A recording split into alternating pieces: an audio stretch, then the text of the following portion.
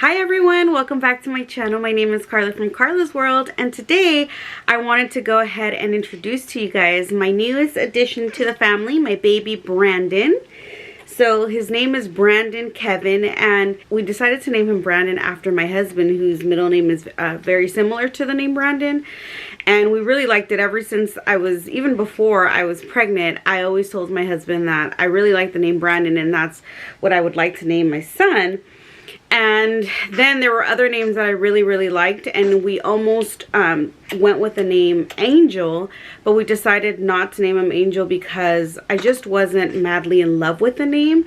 I was in love with the meaning more than the name. And the name Angel, that's my grandpa's middle name and my uncle's middle name, and because my late cousin Kevin is an angel in heaven, and so we thought that it was very significant. But we decided to instead to name Brandon and his middle name after my cousin Kevin. So his name is Brandon Kevin. And he is 3.5 weeks old. He likes making all these sounds. So he is 3.5 weeks old, and he will be 4 weeks in just a couple days. I'm really excited. He was born on August 6th. And it's been a really amazing time with him, being with him for the last month, but it has been obviously a little bit challenging when you have 2 other kids and you're going back to, or there's distance learning again with your children that started. So it's just, you know, there's a lot going on, but he has truly been such a sweet little baby, such a gift, a blessing, and we're just really excited overall to have him here with us. So a little bit about the birth story. As you guys can remember from my last few videos, I was due on September 3rd, and the doctor had already told me that she wanted to induce me by Sunday, August 16th. And I couldn't, I guess because of my numbers of my blood pressure was pretty elevated. So on my appointment that I went on August 5th, when I went into my checkup to do ultrasound and the NST, the non-stress test, and to see the doctor, my numbers were just way too elevated, so they suggested to go to labor and delivery. And so when I finally went, they did more labs and all these other exams, and so when I went, they told me that I needed to get admitted, and I was going to get induced then and there because the baby, I was going to harm the baby more than, you know, provide anything while the baby was still in me. So they said that I should go ahead and deliver.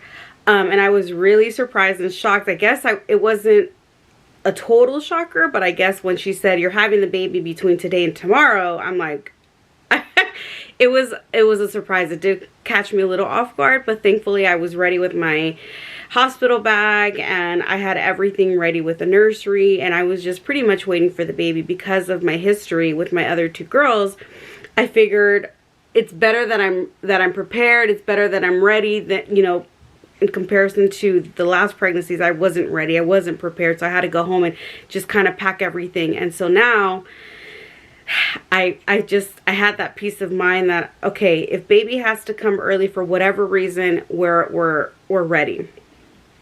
He's such a peaceful baby. All he has to do is kind of lay with us and hear our voice, and he's totally fine. He's the cutest little thing. The delivery, we did have a lot of complications while we were there at the hospital because baby decided to turn around, so he was breached at the very last minute.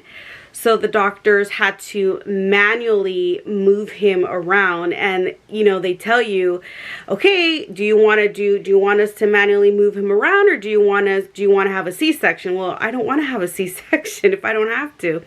So we were setting up for them to manually move him head down, and he wasn't completely breached, but his head was sideways versus completely down where it should have been, or it wasn't up where they needed to do a full I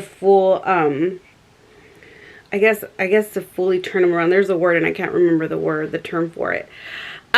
So anyway, they tell you the worst case scenario, that if they can't move him for whatever reason, then I need to be ready for C-section.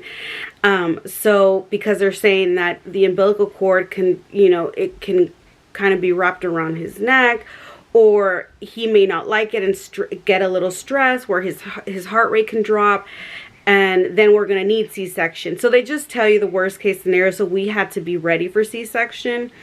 So finally, that evening of the 5th, I remember that it was just kind of, everything was just super, super fast. I was starting to have a lot of contractions, and they hadn't even started the Pitocin. It was just the magnesium where I felt very hot and flushed, but I hadn't really started any of the really, like, I hadn't really been in labor yet. It was just getting me started, putting my IV in, drawing more labs and whatnot. And so I remember that before they were going to take me into the OR room, just in case we were going to have the C-section, they wanted me to have epidural. It wasn't really a choice. It was, you have to get it done so that your body can be numb for the C-section. And so when the anesthesiologist came in, she had to kind of poke me through with the needle that was this big. And the first 2 times she hit she pinched my nerve, or it was the blood vessel that she got and not my actual bone. And then she got, I don't know what, it's just, she just kept missing it. So it wasn't until the 3rd time and having another person assist her. So it was really painful. I was poked all over. And I totally forgot, once you get the epidural, you can't get up to go to the bathroom, so they have to put a catheter in. You can't eat or drink anything. So, and you know, because it was very unexpected, I hadn't eaten anything besides little snacks that I had carried with me. And so it was just, and then I was very drowsy by the time that they were doing everything. So my husband had to get all dressed up. I had to wear, you know, my gown and then have a little cap on, and it was just a lot going on. But I was so drowsy that somehow I missed everything when I went to the OR. And what was supposed to be a, you know, 10-20 minute process to get my epidural, that ended up taking over 2 hours. So that prolonged everything, and then it became about, I think, like 1 or 2 in the morning. And then when we finally went to the OR, just in case we were going to have a C-section, there was, I want to say like 8 doctors there, just making sure that we were fine. And then I guess it was like every time I had a contraction, or every time they would try to move the baby, which thankfully the baby ended up moving at the end, at the last minute, his heart rate kept going down. So then they were saying, okay, well, now we're going to have to do a C-section, emergency C-section, because the baby is very stressed out. His heart rate keeps going down. But then they said, well, let's go ahead and monitor him for 10 minutes. And again, what would have been a 10-minute kind of like observation for him ended up taking 3 hours, 4 hours. So we finally didn't leave the OR. We were free and clear, no C-section needed, and back to the room by about 7 in the morning. By then I was already dilated about 4 centimeters. And so fast forward to about 3 o'clock, they really didn't start the Pitocin until then. And then there was just a lot going on, and I was totally fine, didn't feel anything. I have very high tolerance for pain. So I started feeling a lot of contractions, and I wasn't numb. I mean, I could feel everything, and I felt excruciating pain towards around 4:45. And I just felt so much pain, and I just kept telling the nurse, like, why do I feel everything? Why do I feel everything? I need, you know, like, I need my dose so that I can, like, get numb. And so it was just, oh my God, I'm so traumatized of that pain, because I had my two girls, you know, with a vaginal delivery as well, but I don't remember feeling that pain. And with him, I just felt numb from my legs, from my waist, but my uterus, where I would feel the contractions, I felt everything. And so finally I just asked, I was crying like, oh my gosh, I can't take the pain. I can't take the pain. And so by the time that the doctor came back, and she's like, well, let me just check your cervix. And surely enough, I was dilated from 4 to 10 centimeters in a matter of 10 to 15 minutes. And then she's like, okay, it's going to be time to push. and I pushed twice and the baby was out. So it just felt like such a relief to have him. It was just, like I said, the pain, I felt the pain completely. I just felt the urge of pushing him out. So as soon as it was time to push, it was just 2 good pushes and let's go. So thankfully it was smooth. I mean, I wasn't really in active labor until probably about 3 p.m. because they say that active labor is really anytime you're like 6 centimeters or more. So yeah, that's the story of his birth. And then of course we did stay, we stayed a little longer in the hospital just to make sure that he was fine. He didn't have to go to the NICU, which was really exciting for me. I mean, I was pretty surprised when he was born. The first thing I kept asking was like, where's the pediatrician? Where's the pediatrician? Because with my other 2 girls, the pediatrician was always there. And they said, well, we don't anticipate anything being wrong with the baby. The baby's fine, so we don't need a pediatrician. So he was with me, and that was really the first time. And it was just so reassuring because, you know, with everything going on with COVID, it was just hard. It was hard to think that they could possibly take my baby away. And we always had a plan. I always told my husband, if they take the baby, leave me, follow him wherever they go. So because I don't want them to confuse the baby. I know that's very rare that may happen, but you just never know.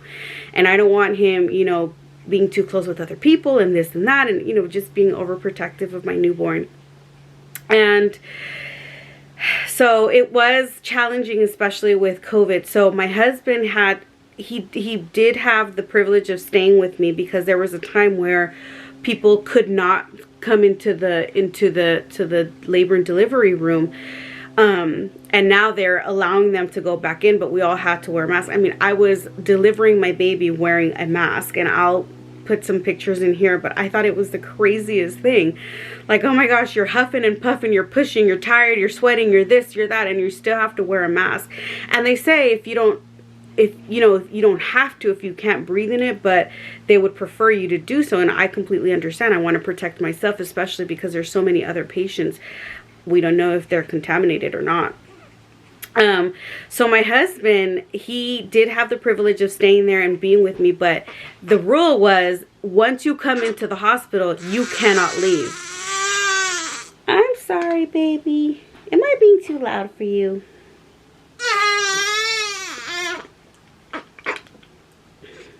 So the rule was once you come into the hospital, you can't leave. And if you do leave, you have to wait 24 hours to come back in.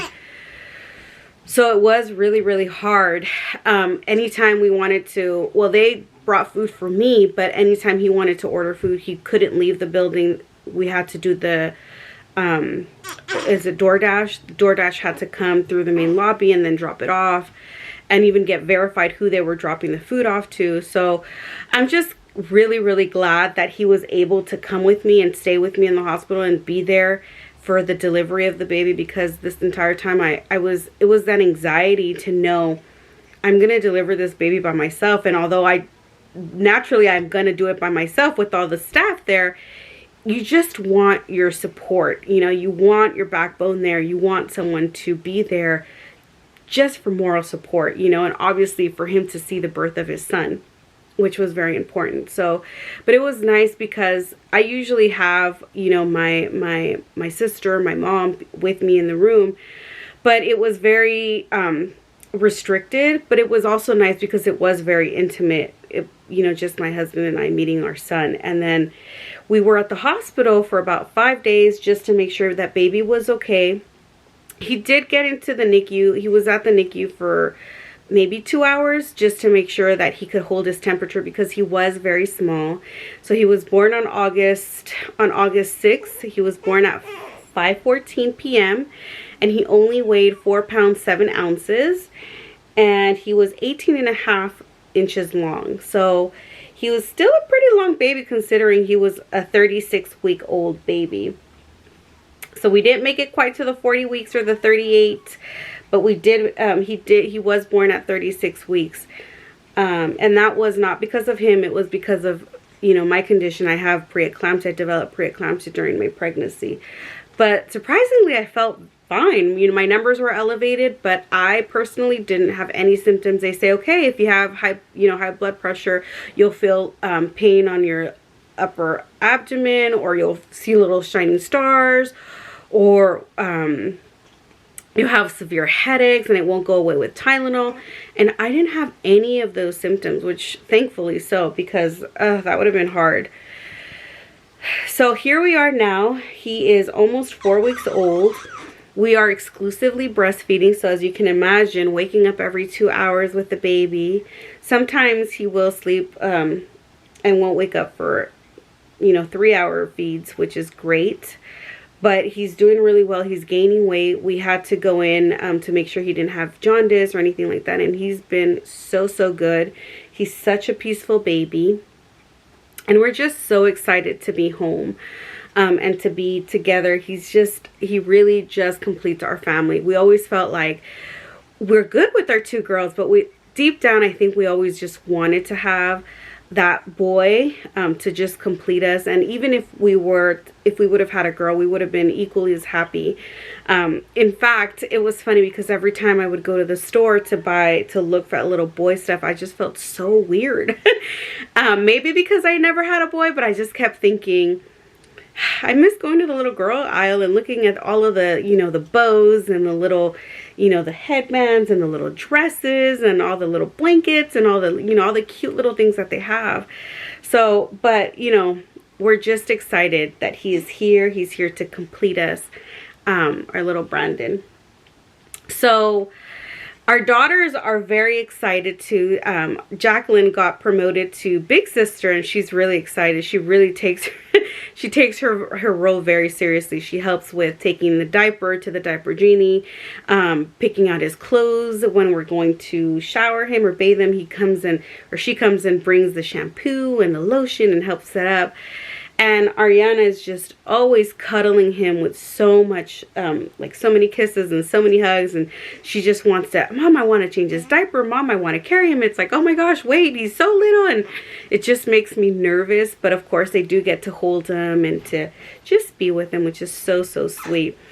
Not a lot of family members have seen him or met him just yet because of COVID. We want to just make sure that we're all kind of having our distance, and he's just so tiny. I don't want to jeopardize his health or anything like that. So being a mom to 3 kids is really hard. It's challenging, but it's so rewarding. Like I said, it's just all about being sleep deprived and trying to juggle life and motherhood. So my girls just started school last week with distance learning, and that's been really hard too. So getting them situated with the computers and getting them set up and teaching them the basics with starting their Zoom meetings and how to share their screens and how to maneuver Google Classroom. Oops. And so that's been a challenge in itself, but it's been good. And then it's like I have to go to all these appointments. I'm sorry, baby. We have to do all of our appointments of going to, for me, for him, for everything. And then I have to still follow up with a lot of things from work because I do have a lot of students still. And I'm not currently working, but I'm passing on my students to my colleagues. And so keeping them informed and telling them who they should contact and this and that. So it's been a little bit hard. But yesterday was the first day that I was able to kind of go out and take time for myself. I was able to trim my hair a little bit.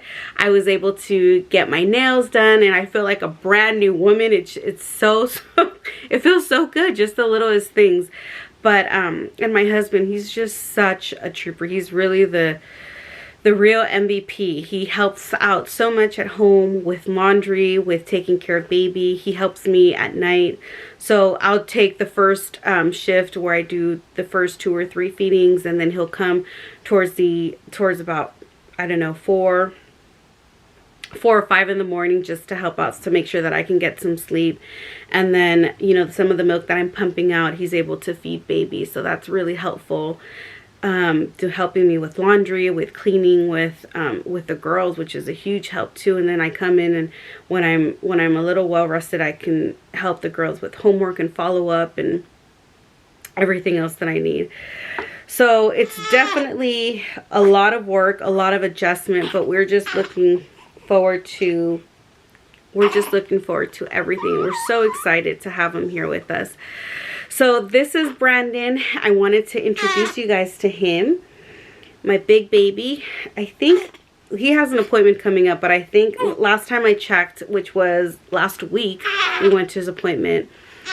He was now weighing 5 pounds, so he did gain some weight. You know how when babies are first born, then they lose weight when they go home, and then they gain weight. So they were saying, oh, we just expected him to gain, you know, to be at his birth weight, and he's well over that. So they were congratulating me. You know, I was pretty excited and pretty proud of myself, because it's hard work, you know, with breastfeeding. I keep saying how hard it is, because Ariana's 9 and Jacqueline is about to be 6, so I haven't had a newborn for quite some time, and I've forgotten how much work it is. But again, it's a beautiful feeling to be here with my kiddos, and we're just so excited already to, you know, for our future family vacations, and even for the holidays coming up. And I mean, I know it's a hard year. So many things have happened, but we're also trying to look at all the positives in this year. So for us, it's having Brandon, being able to stay home, and just being together as a family, and just rejoicing that we're happy, that we're blessed with health, and that's really all that matters. Everything else comes and goes, you know. So we're really, really excited. Yeah, so here's Mr. Brandon, and we will be sharing some more videos soon. Right, Bubba's? He's so sweet. So thank you guys so much for following along. Don't forget to give it a thumbs up and to subscribe if you haven't already, and click on the bell to get notified when new videos come up. So I'll see you guys in my next video. Bye. Give me love, give me all your love, oh, 'cause I want you. No one else makes me feel this way, don't know what you do. Hold my hand, could you hold my hand, look me in the eyes. You and me, yeah, that's all I need.